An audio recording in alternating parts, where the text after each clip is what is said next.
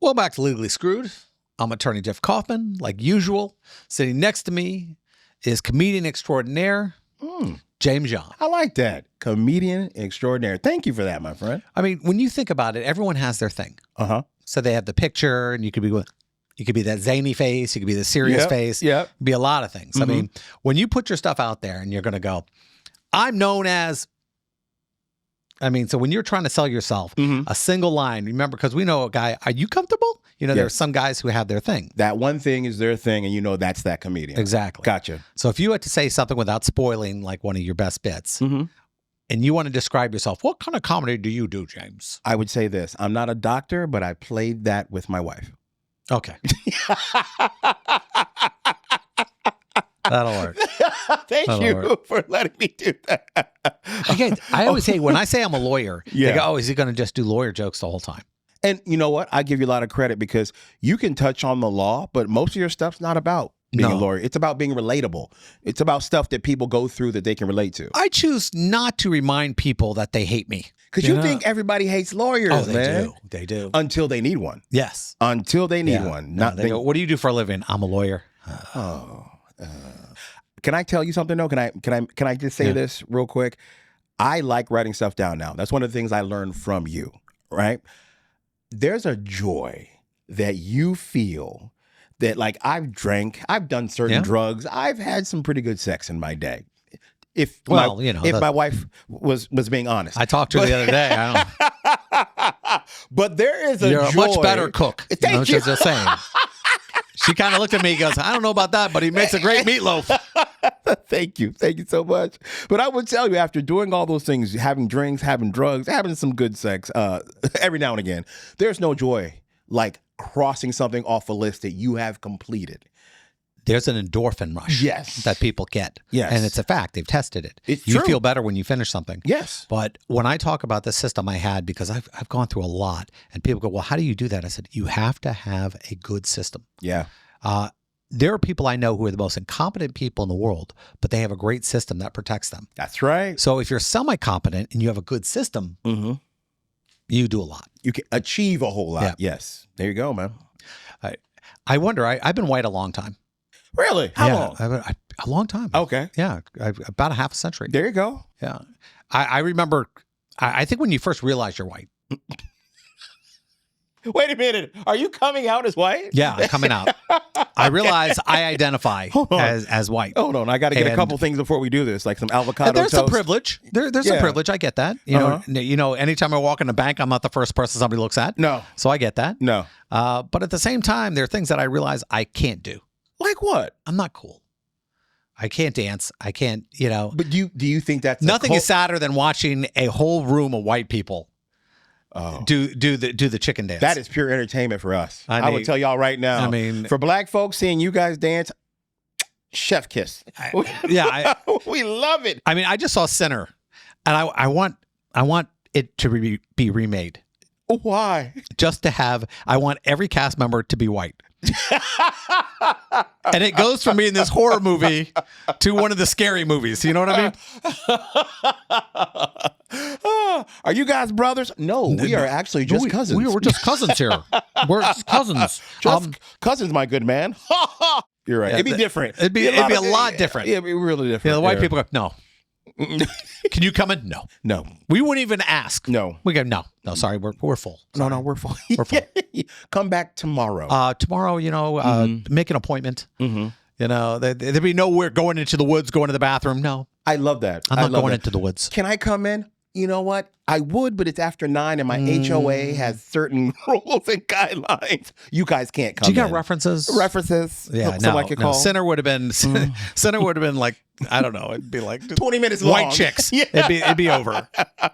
All right, we got to do legal stuff. We do. This is going to be good.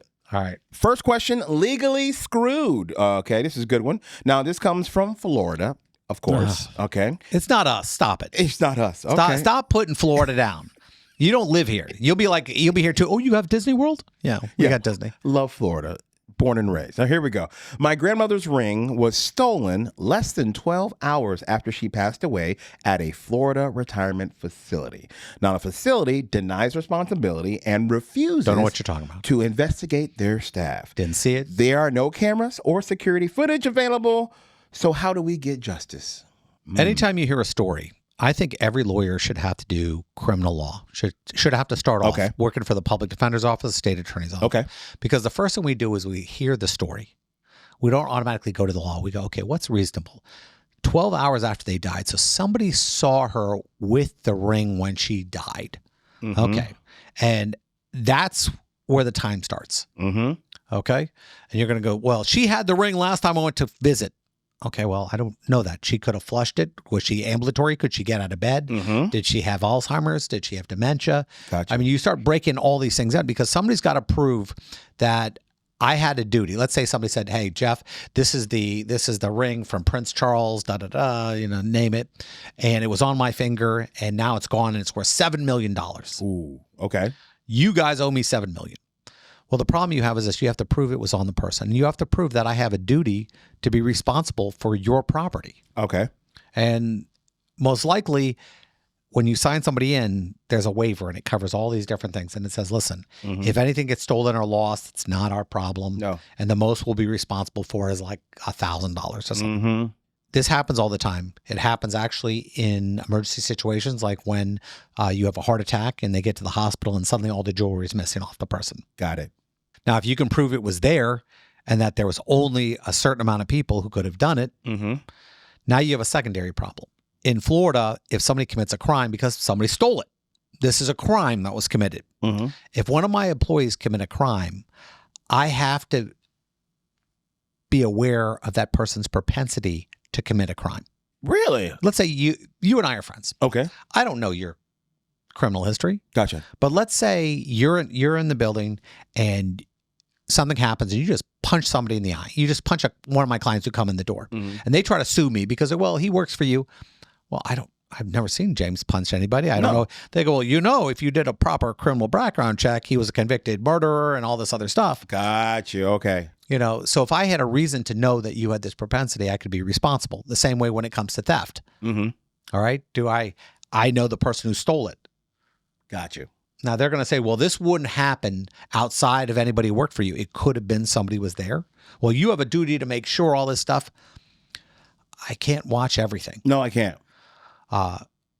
There will be a lawsuit, most likely, especially if it was expensive. If it's less than $5,000, nobody's getting sued. Don't even bother. Yeah. No. Now, if it's a $50,000 ring or something like that, then I could see them trying to do something about it. Some litigation, if you will. But no attorney's going to take a case like that unless it's worth something or it's personal. Gotcha. So I think the facts are going to come into play. Who saw it last? Who was in the room? All these other things. But it's going to be difficult to go after unless you have somebody dead to rights. I like it. So crazy, but it's the way we live.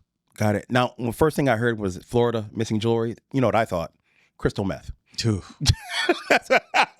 Somebody was breaking bad. That's what I thought. Yeah. So you could tell you're around because, the cool guys just go meth. Yeah.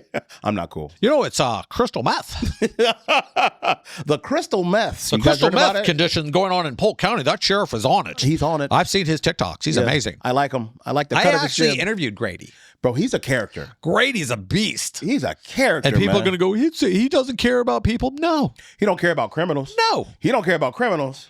And let's be straightforward on this one. Mm-hmm. Do I really want a guy going, we'll just let these guys go? No, I want people to go in there going, before I do stupid stuff, Grady. Yeah. I want you to think about it. If you don't know what Grady is, he is a sheriff that's been a Polk County sheriff forever. He's like if Yosemite Sam was a real person. Yes. Right? I love this guy. Yeah. When I say I love this guy, he cuts me up because he makes it funny. He makes it very funny. So when I think of the nonsense that we deal with, like when I got to interview Grady, he made it clear. He goes, you can't teach. He goes, you can't cure stupid. No, you can't. And I was laughing going, no, I don't think you can. You can. No, you can't. Think, there's some kids you look at, you go, he's dumb. Mm-hmm. Nothing you can do. Never. No matter, every time I interview somebody who has a college degree, and I realize this person's stupid. Yeah. And I'm going, how did you pass? Oh, because I'm going to tell you how they pass. You can get a college degree. You still can be stupid. Be dumb. Yeah, you can still be dumb. Well, that's no You good. can, you can pack all the knowledge you can in your head. They just move you forward, huh? Correct. I remember law school. You couldn't pass, but there were some dummies. I see some lawyers who are House of Representative dummies. Ooh. Dumb. That's the special kind. I'm like, how not only did you go to law school, but you say these dumb things as a rep. Yeah. Were you always stupid, or is this just like an act? Why am I acting stupid? Lowest common denominator. There you go. You no one expects. If you talk above people, there you go. They don't like you. Talk down to them. I mean, come on, look at the nonsense Trump says sometimes. He says some crazy crap. What? Surely you jest. But he does it on purpose. So all you know, I want you to know right now, I'm revealing this. Okay, everybody pay attention right now. You're being screwed with. Yes. It's this simple. Our president wakes up at about 5 o'clock in the morning. I'm going to give you his day. He writes down 5 things that he knows are the craziest things he can possibly say or do. And then he puts it out there. And then he gets to spend the other 12 hours his days just signing and doing stuff, because nobody's going to care about what you're doing when you said all this crazy stuff that is taking up the news cycle. At 8 o'clock, he eats, but he has everyone. He works through those dinners, and then he goes to bed at 10. Yeah. So he does like these 12-hour, 17-hour days. Yes. And makes people crazy so that it's a magic trick. Look over here. Look over here. Look over here. I called Rosie fat. Nobody noticed that. He wakes up in the morning. What can I? They're eating the cats. They're eating the cats, eating the dogs. And you know when he wrote that line, he was going, they're going to love this one. oh my God. Oh, Hannity's going to eat this up. Oh, there. He goes, I'm going to say that. And here's how you know it's perfect. When he says something so crazy. Yeah. We repeat it years later. Oh my gosh. It's still on the news cycle. Yes. They're eating the cats. They're eating the dogs. Oh. Okay, now there are people out there that hate him and people who love him. Yeah. I'm going to be honest with you. It's entertaining. He is entertaining. I ain't going to lie to you. They're going to go, our country. 4 years from now, we'll still have a country.